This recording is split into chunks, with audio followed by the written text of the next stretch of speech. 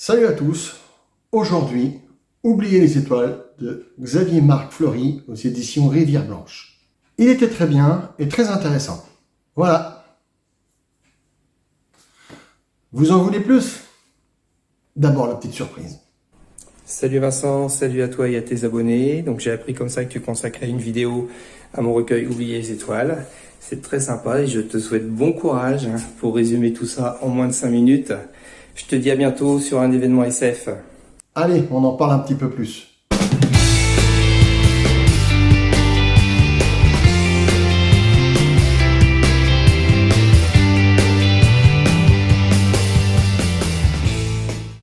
D'abord la forme. Il est facile à lire et c'est très bien écrit. Compréhensible.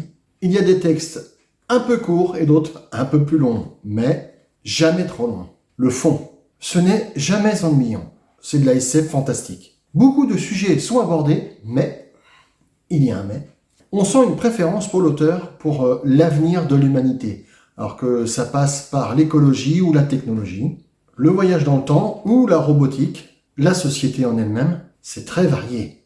Il y a une plétude d'univers très différents. En creusant un peu, il y a même une morale à chaque histoire. Il y a bien une ou deux histoires où on sent le déjà-vu, mais ça reste quand même toujours innovant. Je ne vais pas vous spoiler les histoires, je vais simplement vous donner les 3 mots qui pour moi ressortent de chaque texte. Ça sera à vous de vous faire une idée, tout simplement, en allant acheter le livre et le lire.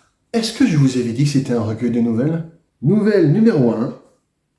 La première quête. Exploration spatiale, extraterrestre, chasse. Elle est vraiment pas mal du tout. Elle est déroutante mais dans le bon sens du terme. Petit hic, je trouve dommage que le guetteur ne soit décrit qu'à la fin. Est-ce que l'auteur ne se serait pas inspiré de la fin de Men in Black? Vous savez, avec la petite bille.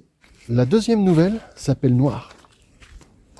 Il fait beau aujourd'hui, mais imaginez qu'un matin vous vous leviez et qu'il fasse vraiment noir. Cette nouvelle parle surtout de la technologie, de l'entraide et de la lumière, vous vous en doutez. Elle est très bien. Bon, le problème est scientifiquement expliqué et plutôt simple, mais la fin est prévisible. Merde! La troisième nouvelle, Les hébergeurs. On y parle de robots, de famille et de religion. C'est une très bonne nouvelle qui a un côté un peu Asimov. Le seul défaut qu'a cette nouvelle, c'est que c'est une nouvelle. Ça aurait été très bien qu'elle soit un roman. La quatrième nouvelle, 60 secondes chrono. Course, gros bolide et temps. Elle est plutôt très intéressante, c'est bien sympa comme sujet. C'est dommage qu'elle ne soit pas un poil plus long, car l'auteur nous fait non seulement voyager dans le temps, ainsi que dans différents pays. Écoutez, je crois que c'est à moi d'y aller.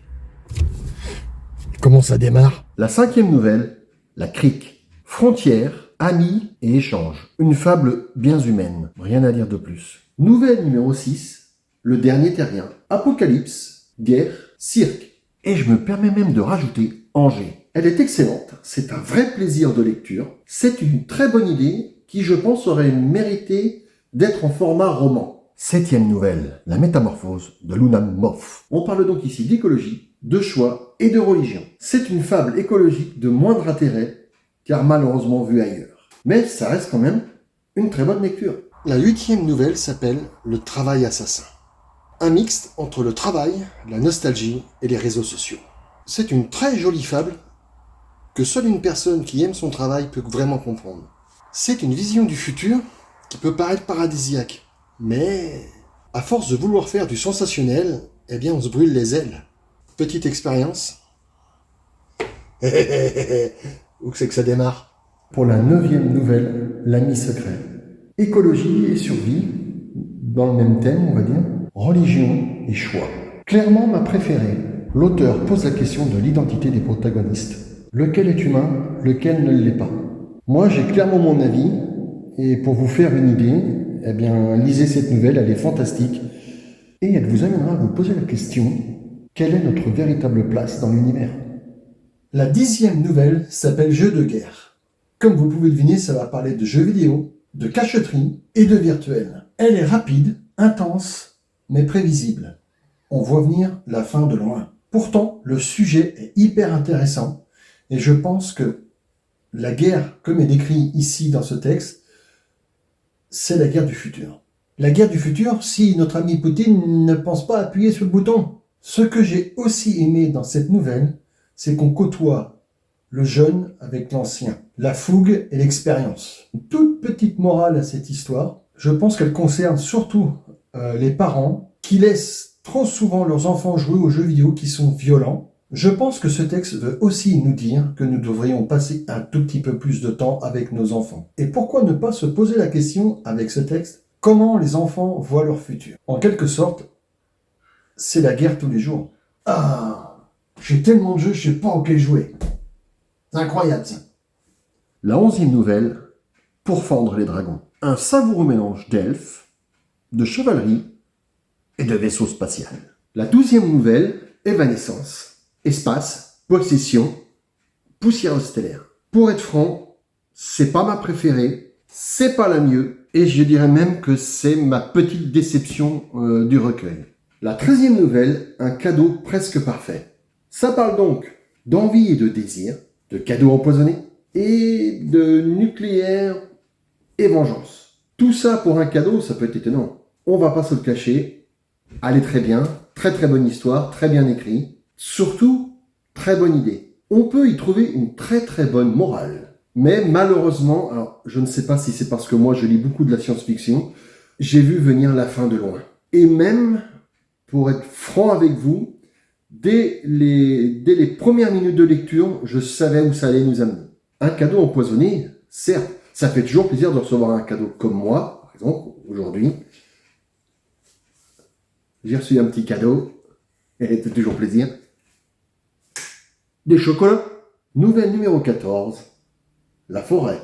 Écologie. Défense. Enfants soldats. C'est un très très bon texte, avec pour une fois une fin inattendue. La morale est le pot de fer contre le pot de terre. Et qu'est-ce qui prend le pot de fer?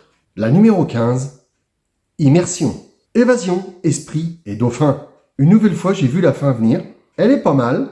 Je dirais même que j'aurais aimé un autre dénouement pour qu'elle soit mieux à mon goût, bien sûr. Comme le transfert de la conscience dans un humain, par exemple.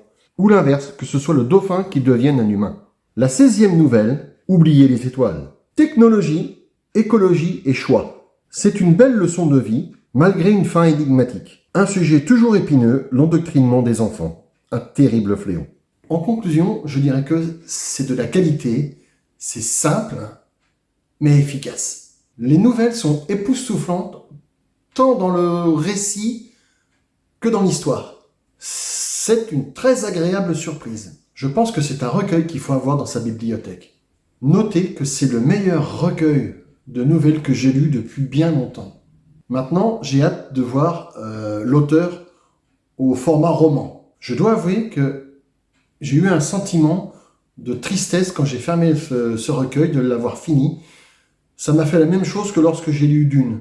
C'est nostalgique et défaitisme sur notre avenir, l'avenir de l'humanité. En guise de finale, je voudrais juste préciser une chose. Je voulais m'excuser auprès de l'auteur. Ça faisait un moment que j'avais promis cette vidéo. Malheureusement, j'ai eu des soucis de famille, j'ai eu des soucis de santé et j'ai eu des gros soucis de caméra, d'informatique pour le montage. Donc, Xavier Marc, excuse-moi, mieux vaut tard que jamais. À vous tous, à plus, bonne santé. Bye.